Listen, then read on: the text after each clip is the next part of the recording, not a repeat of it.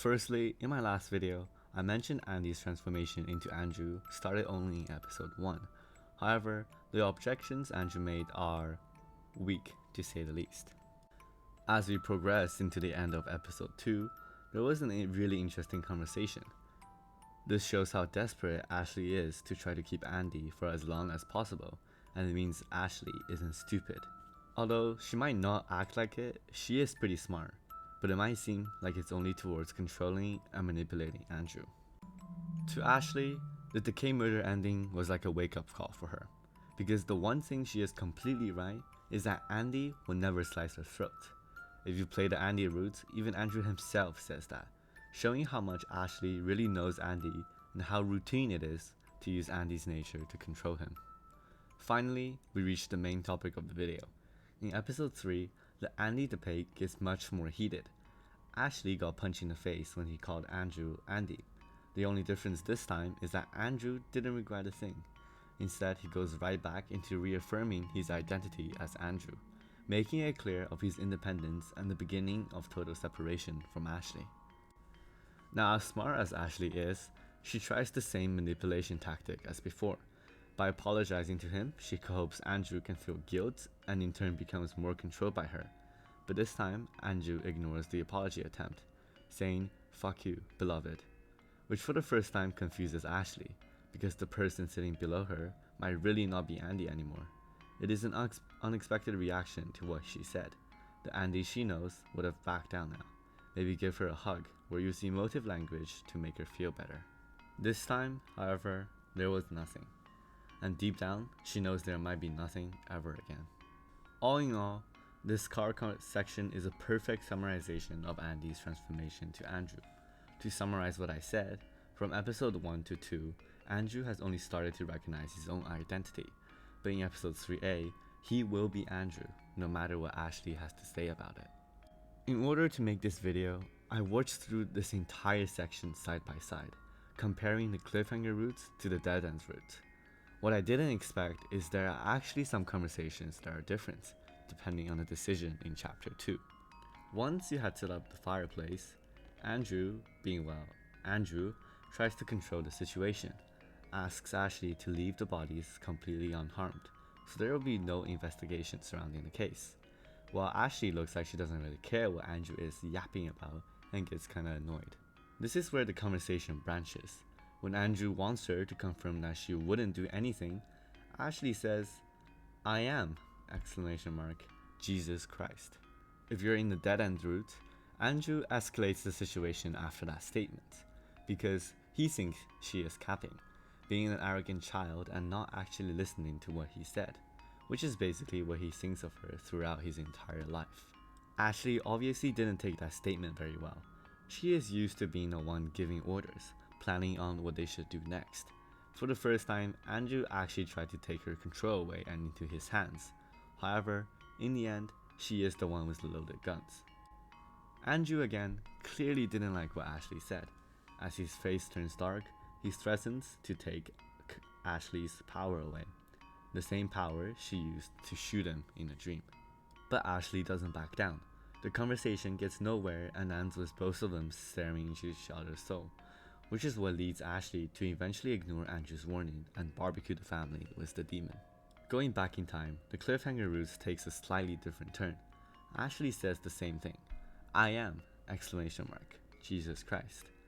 But instead of separating the two sentences, Andrew merged them together and said to himself, "She is Jesus Christ." You can believe that I got very confused when she said that. For Andrew to think that, grammatically, Ashley had to say, "I am Jesus Christ," with nothing in between, which does not only make no sense to the conversation, but also kinda unrealistic. Personally, I wouldn't be quite convinced if Ashley Graves turned out to be the Son of God. So, being an English major, Andrew is really bad at English, which I don't blame him, because what can you do with an English degree? Write a poem? Anyways, the other possibility is that Ashley didn't say it differently, but instead it shows that Andrew knows what situation he is in. Because if you didn't know, Jesus Christ is the Son of God. His teachings basically founded Christianity, which is the biggest religion on planet Earth. So if Ashley is Jesus Christ, then who is Andrew? For him, Andy is a small follower for Christianity, and in this case, Ashley-anity. In his point of view, he followed her his entire life, treating her basically like a god. He helps her anytime in need and always takes the blame when something goes wrong. Or this could be interpreted as Andrew placing Ashley high in his heart, seeing her being as important as how Christians see Jesus Christ. Both of these explanations make sense to me. That is because after this sentence, Ashley de-escalates the situation, telling Andrew how she really feels about how Andrew is treating her. Ashley responded with a joke about Andrew making his share of mistakes. This conversation, I believe, is the sole reason Ashley did not eat the family, because Andrew was nice to her. Instead of forcing her to do something, they finish with a joke, which causes Andrew's original proposal to not eat the family to be de facto accepted. Which is important, because the rationalization Andrew gave to himself for trying to kill Ashley later is that she never listens and doesn't respect him. The catalyst for that anger is Ashley eating the family. Later, when Andrew messed up by not killing the child, he was really apologetic, saying words like "I am so sorry" and actually taking responsibility for the screw up. While on the dead end route, Andrew does nothing but panics because he is scared for his life, thinking the demon is going to take his soul, which means that he doesn't have the opportunity to apologize and think. Here, Ashley didn't really take the soul sacrifice seriously because they're in a rush for leaving. The demon doesn't really want to miss out on a deal and pushes for the extra soul, even threatening to take Andrew's soul. To complete this deal, Ashley offers the soul of the police officer, which the demon agrees, and offers to protect them in his realm in exchange for that soul. While on the cliffhanger route, Andrew isn't immediately shouting at Ashley, which allowed her to realize that they can just sacrifice the souls of the police officers. Andrew has some objections against it, because it might result in them being haunted by the police. So Ashley said that they could just run away. Similar to the other route, the demon wants the soul Ashley promised. She panics and offers every single police officer that is coming. Because of the amount of offerings she made, the demon agrees and offers them in its realm for cooperation. That is finally everything that's happened before the actual cliffhanger route, so technically we barely even started. When they walked in the portal, Andrew is a bit pissed that Ashley offered the souls of the police officers, but when Ashley reminded him that this could potentially become a fight, Andrew backed down. For him, it's not worth it. At least Ashley apologized, and she might even be right. What she did might be the only thing that could have saved them. After doing some puzzle solving, okay, maybe I lied a bit. After a lot of puzzle solving, Ashley and Andrew came to the top of the tower, where Ashley suggested that maybe they can live in the realm together. Andrew doesn't really seem too hyped about the idea, and to give some reasonable reasons for why they can't stay here. The food source, basic hygiene, long and short term effects of staying in this place, healthcare, basic necessities, and you get the basic idea that Andrew really doesn't want to stay here. Ashley tries really hard to convince Andrew to stay, saying that they can take over the demon realm with their incest kids, which Andrew thought was obviously a joke, because nobody would actually say that to their brother, right? Well, Ashley really started pushing for the idea, and even seemed a little disappointed that Andrew didn't agree. Andrew then made a really good point.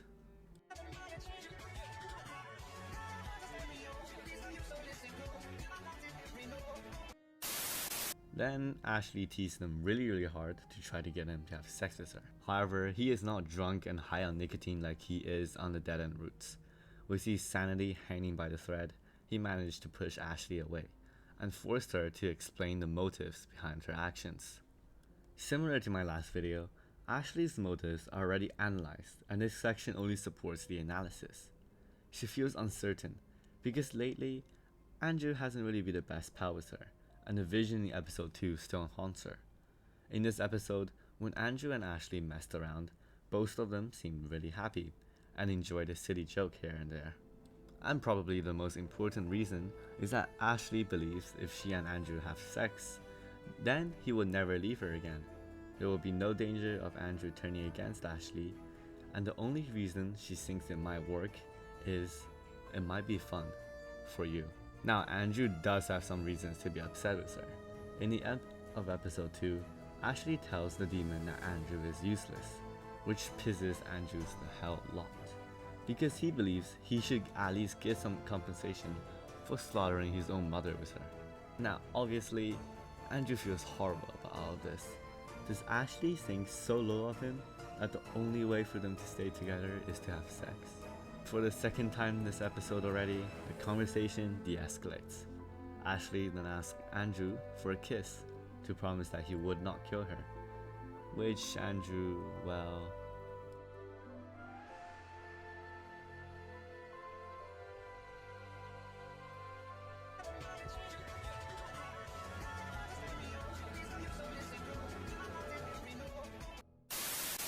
When they finally made it to the devil's place and went to rest, Andrew shows his concern against the demon, thinking that it does not have the pure intentions for them. The only reason it's keeping them around is for it to exploit them later. Andrew is surprisingly reasonable in this conversation, not even directly blaming Ashley, since she did save their lives from prison technically. Ashley gets pissed over the conversation, because she thinks that what she did is always right. There was nothing wrong about it, since she got them into a perfect world that she enjoys, but she forgot to acknowledge Andrew's feelings. From the start, Andrew has stated that he feels uneasy about this place, and the fact that Ashley enjoys it so much also make it worse. Ashley only considered for herself and not Andrew, which is why when Andrew tried to de-escalate the situation as before, she only kept on blaming Andrew and saying that he is mad at her. Andrew finally voiced his concern. I don't like what you're turning this into, because Ashley is blaming Andrew for trying to protect the both of them. His concerns are perfectly legit, since there is no actual reason why the demon has been so nice to them, and it could potentially be dangerous. Ashley, being an arrogant child, completely ignores the concerns because she feels happy here. Finally, Ashley tries to manipulate Andrew as usual, guilt-trapping Andrew by saying, "A split fucking second to ease my mind. I'm sorry I asked so much of you." By making herself look miserable, she tries to pull Andrew closer to her, because he would have to comfort her, right? Which is the same trick she played before, and it would lead to them all hugging it out like loving siblings. But this time, there is no Andy. Andrew shows how he, like us, has a very good understanding of the concept between the separation of Andy and Andrew, because he says aggressively, "But I'm not your fucking Andy anymore," making his stand against Ashley that he will not simply be manipulated back to her control anymore.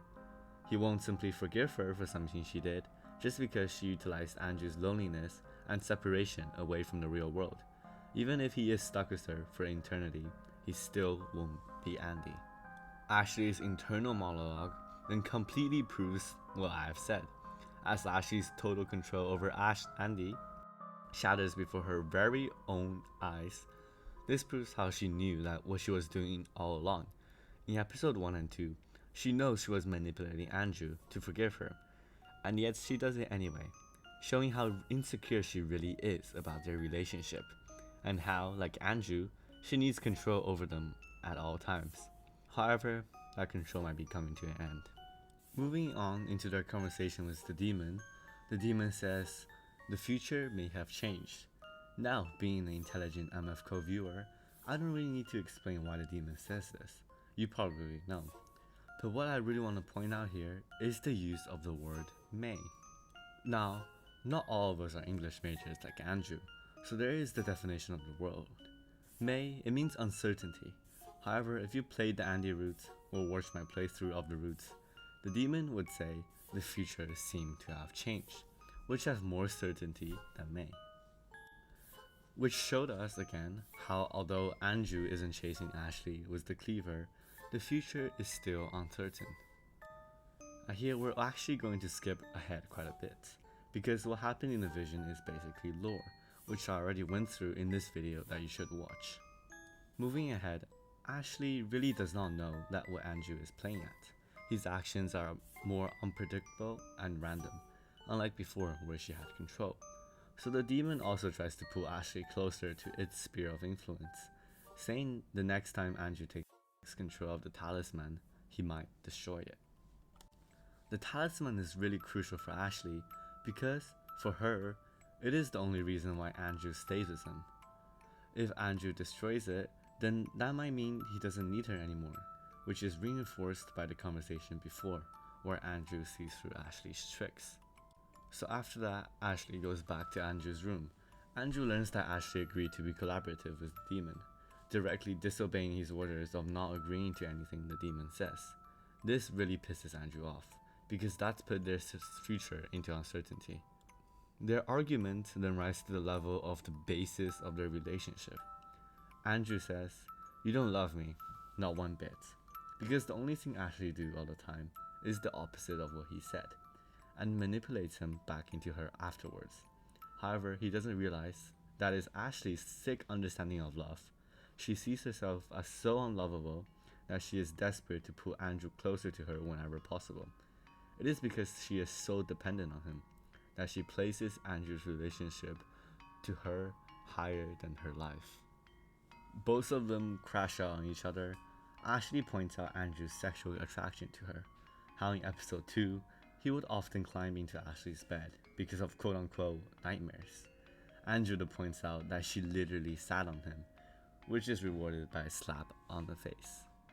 Before we continue to the most important part of the video, please consider subscribing as I spend really long on these videos. Thank you. After leaving the room, Andrew really regrets what he did. He rationalized it by telling himself that he needed to draw the line between them. The demon then told Andrew to go collect the 5 souls that went missing, which is a lie, where Andrew accidentally summoned the Lord Unknown. That is because he was marked by it at a very young age, where we finally started analyzing Andrew's deep psychology. In the first room, there stands a coffin that says Andrew Graves.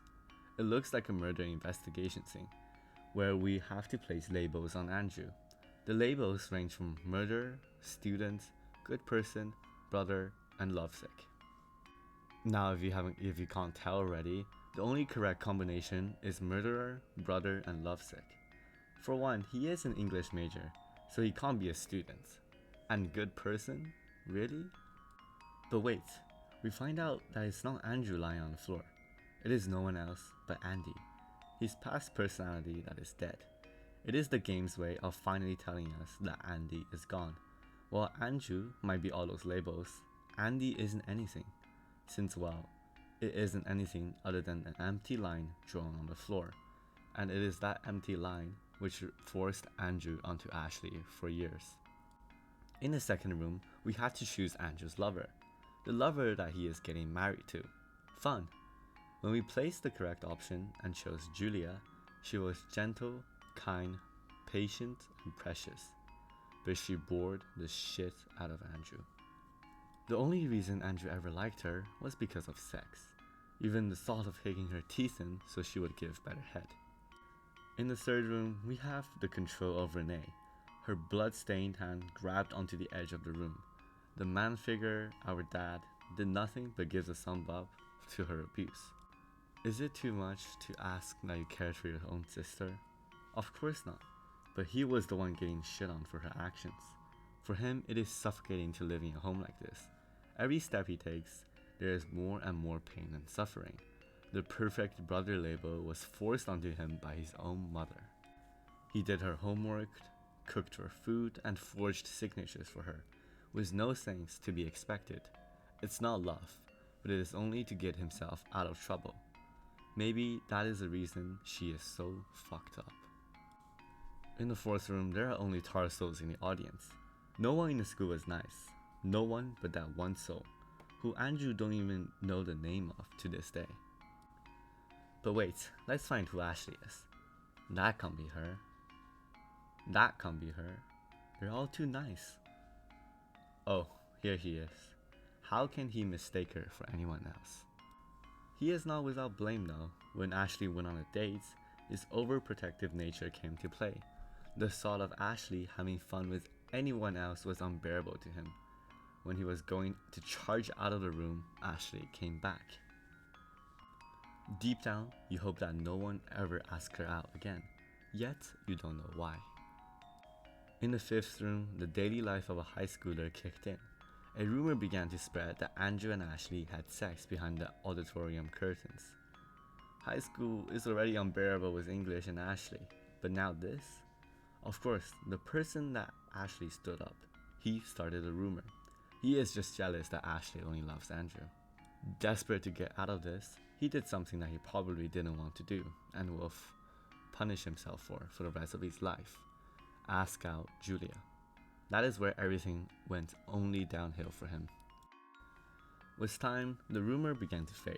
No one believed he had sex with his own sister, but every time he wants to find her, Ashley's eyes haunt him. Only with careful maneuvering can he reach Julia unspotted. Even loving someone was a desire for him because of Ashley. He can't bear the thought of her finding out about his relationship.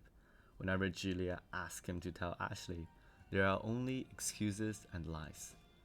And when he did tell her, she did what he expected.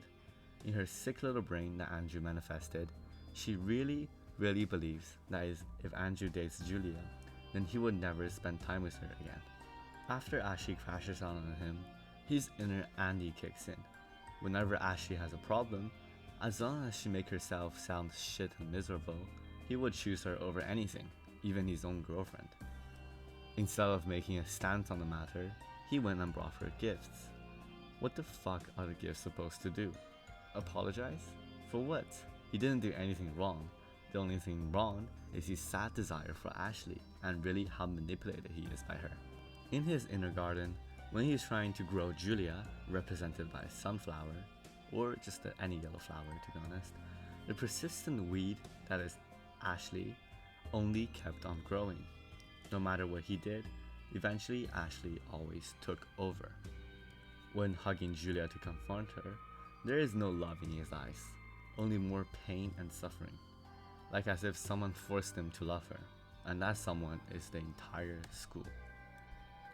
In the sixth room, Andrew gets manipulated by Ashley again into hugging her and sleeping on the same bed as her. He knows he doesn't love Julia. Only pity is driving their relationship. He wants to love her so bad, yet he can't. Even in his dreams, when he finds out that instead of Julia showed up, it's Ashley. With almost no hesitation, he goes in right for a kiss. Oh, oopsies. It looks like it might not be a dream after all. Did he just kiss his sister? That's insane. Even in his subconscious, he wants to have sex with Ashley. He loves Ashley not as a brother, but as a lover. Whenever he is with Julia, all he can think about is not touching Ashley for over a year. The catalyst for them to talk to each other is that Ashley accepted a prostitute job. Ashley jokingly said for her to drop the job, he will need to pay $7 million in cash. Instead of punishing her, or at least reprimand her, he makes a joke by drawing $7 million on a piece of paper. By that action, he played right into Ashley's hand again. What could have been Andrew leaving Ashley for good, and him being a reasonable brother by punishing her for her actions, all he told her was that it is okay, because whatever happens, he will always come back to be her Andy.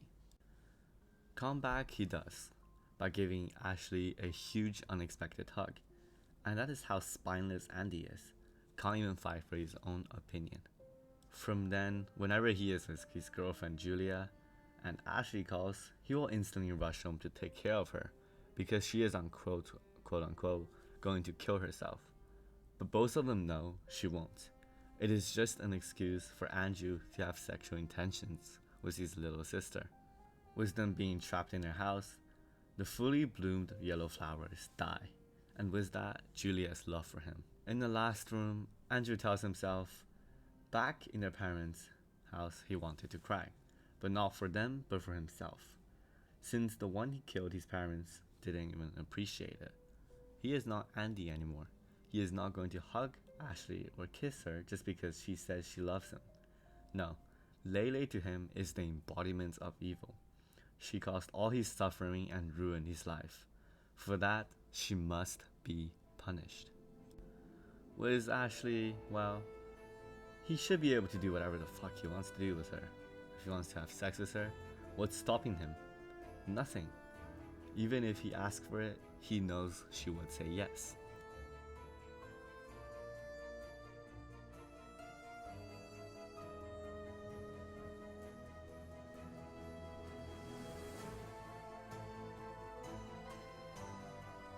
Sadly for Andrew, the only person he opened up about his inner thoughts his entire life is the Lord Unknown.